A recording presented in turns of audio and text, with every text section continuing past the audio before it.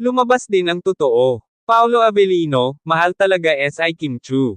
Matapos ang matagal na spekulasyon at pabulong na kiligan mula sa mga fans, mukhang lumabas na rin ang totoo, mahal nga ba talaga ni Paolo Avellino si Kim Chu. Sa dami ng kanilang sweet interactions on and off cam, hindi na mapigilan ng netizens ang magtanong, real or real na ba ang Kim Pao? At ngayon, tila may matibay ng ebidensya na hindi lang pang teleserye ang nararamdaman ni Paolo para kay Kim. Sa isang kamakailang interview, napansin ng fans ang makahulugang sagot ni Paolo nang tanungin tungkol sa kanyang relationship status at kung may espesyal siyang tao sa buhay niya ngayon. Basta, ang mahalaga, masaya ako sa kung nasaan ako ngayon. At kung ano man yun, hindi ko kailangan ipagsigawan. Alam naman niya yun. Hindi man diretsahang sinabi, sino pa nga ba ang tinutukoy niyang, alam naman niya yun, kundi si Kim.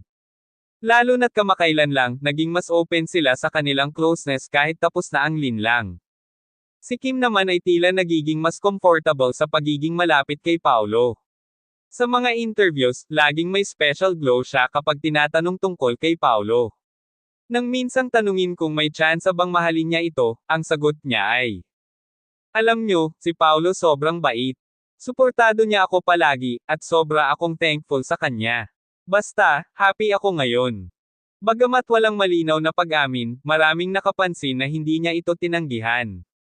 Matagal nang hinihintay ng Kim Pao Nation ang pagkakataong ito, at ngayon, parang unti-unti nang nagkakatoto ang kanilang dasal. Heto ang ilan sa mga reaksyon ng netizens.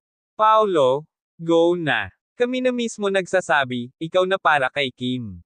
Sana wag nang itago. Kung mahal mo, ipaglaban mo, Paolo. Bagay na bagay sila, kahit off-cam may chemistry pa rin. Sa ngayon, wala pang diretsahang kumpirmasyon mula kina Paolo at Kim, pero kung pagbabasehan ang kanilang kilos, parang lumalabas na rin ang tunay nilang nararamdaman. Ano sa tingin nyo, ito na ba ang simula ng isang bagong real-life love story?